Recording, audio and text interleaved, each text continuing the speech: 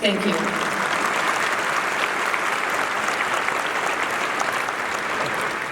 With that, I have the opportunity to actually introduce a graduate of University of Illinois who has like the thrill of a lifetime to give a commencement speech at the college that she graduated from. Our convocation speaker today is Tami Schilling. Tami is the North American Agronomy Knowledge Transfer Lead. That's the North American Knowledge Transfer Lead, perhaps the longest title I've read in a very long time, at Bayer Crop Science. As a student, Tami considered working for the livestock industry or lobbying for agriculture. As fate would have it, she was interviewed for a Dow sales internship on a lark and ended up interning for Dow in Wisconsin. That's the summer between her junior and senior year. From that point, her career path took a different trajectory, which might be something you might like to hear about where she's been and how she got there. Perhaps not living the dream she had when she sat in this chair when she graduated. With that, Tami, would you join us?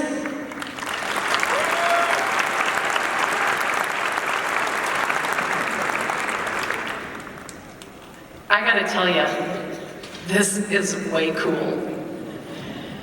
And I couldn't have said it better that 29 years ago, on May the 4th, I would have been here looking into the eyes of the future of food and agriculture.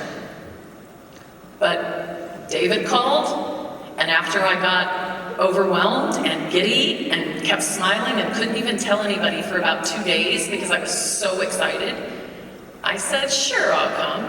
Absolutely.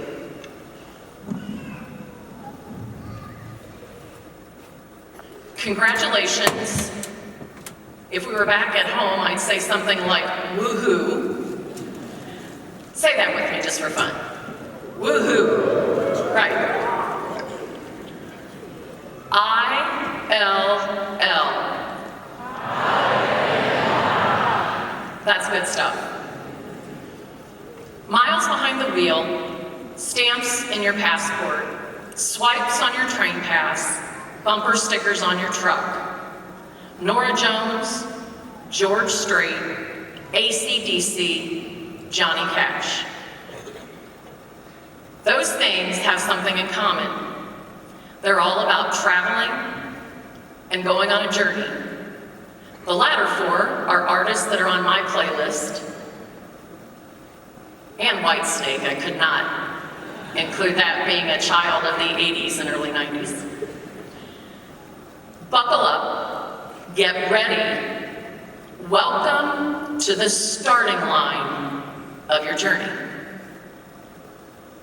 It's the end of a lot of things: tests, research papers, finals, tuition payments, and you do have a few months before the student loan cycle sets in, but don't feel bad if you're still paying for it in your 30s, because I was too. May the 4th, 1990 was 29 years ago. Now that's crazy to even think about, because in my head I'm still about 26. I've worked for 2 companies, held 11 positions, had 21 managers, hundreds of teammates, 20,000 hours of meetings is what I calculated yesterday.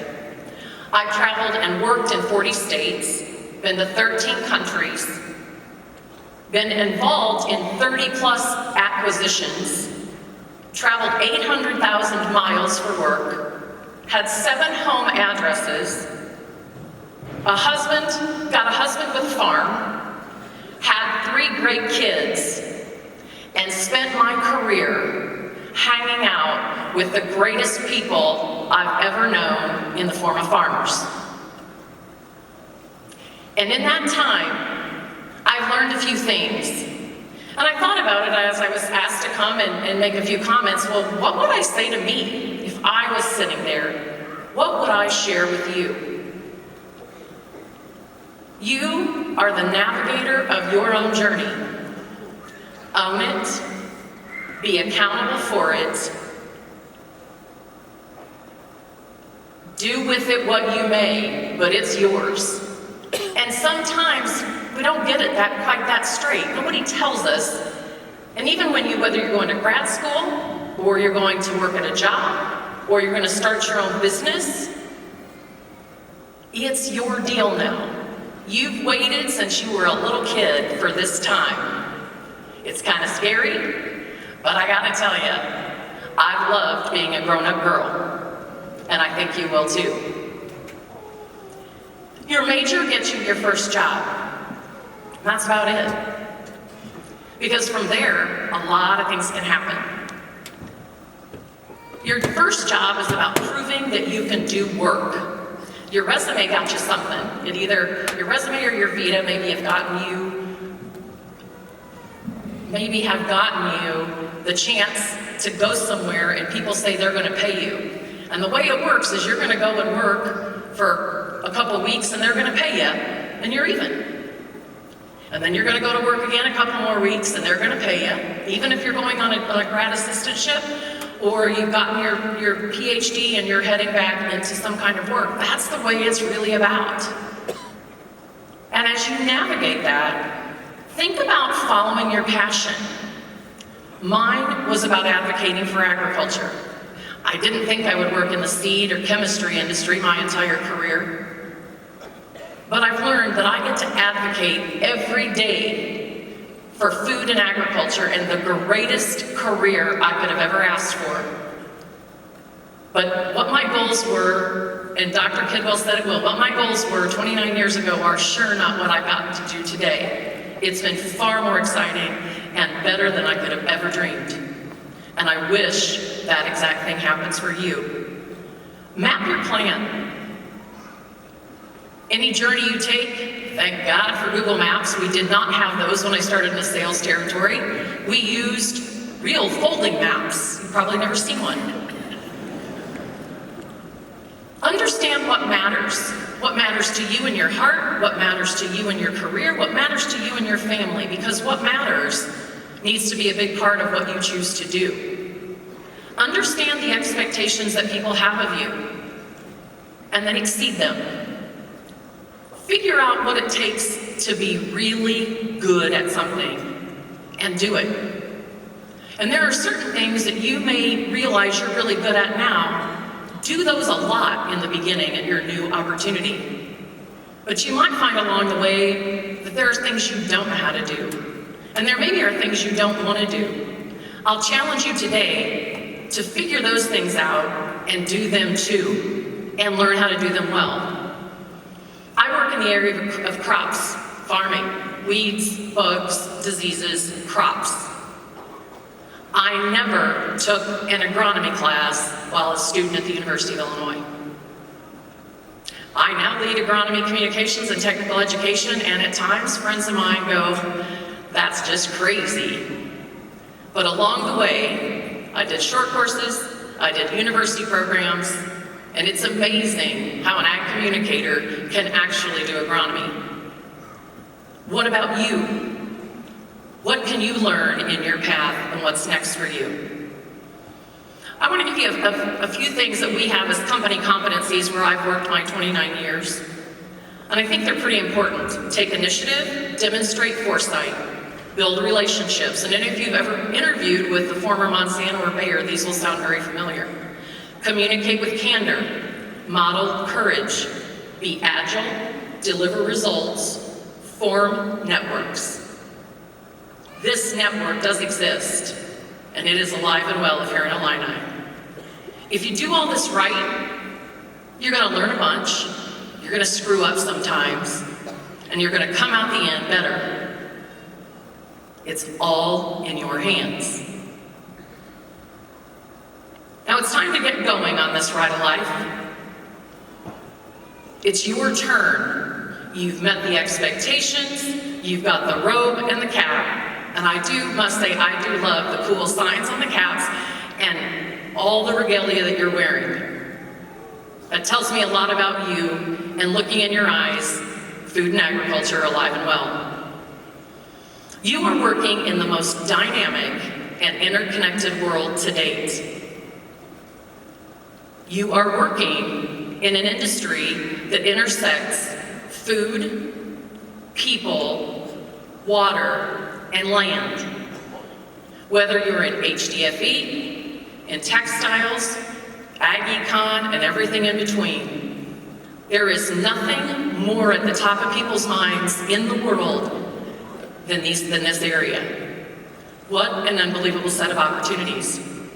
But there are some challenges. The farm economy is not the best it's been in a long time. Family and social struggles are real in small towns and big cities all over the country.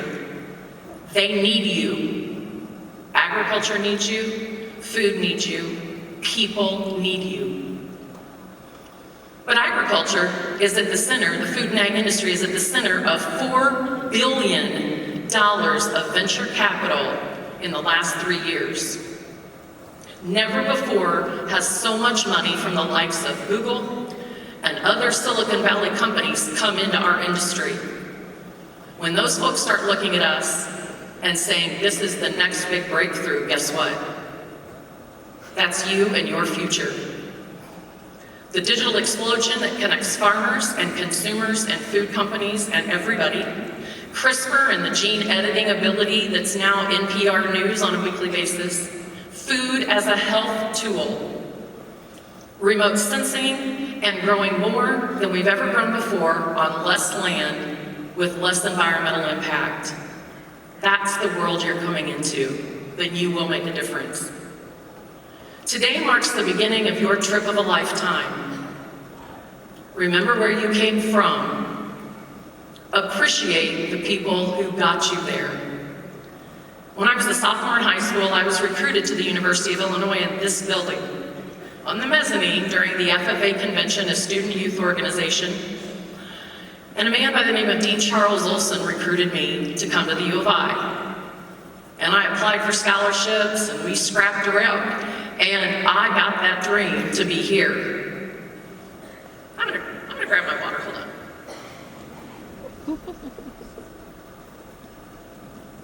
And while I was here, I had the pleasure of working for Dean Olson. And while working with him, he's a guy that probably had more impact on my life than any other non-family member that was here. And I think a little bit of me being up here, I can owe back to him.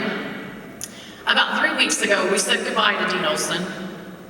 And we said goodbye to other amazing alumni and professors and people that have changed our lives. And sadly, you will say goodbye to folks just like I had to do. But no matter what, the memories go with you. The experience, the friendships, and what you took doesn't stop here. Some people even have Illini bathrooms at their house. That's me. On behalf of ACES alumni, I'll leave you with the words of the alma mater. To thy happy children of the future, those of the past send greetings. Carry on, make your mark, embrace your journey, go get it done. Thank you.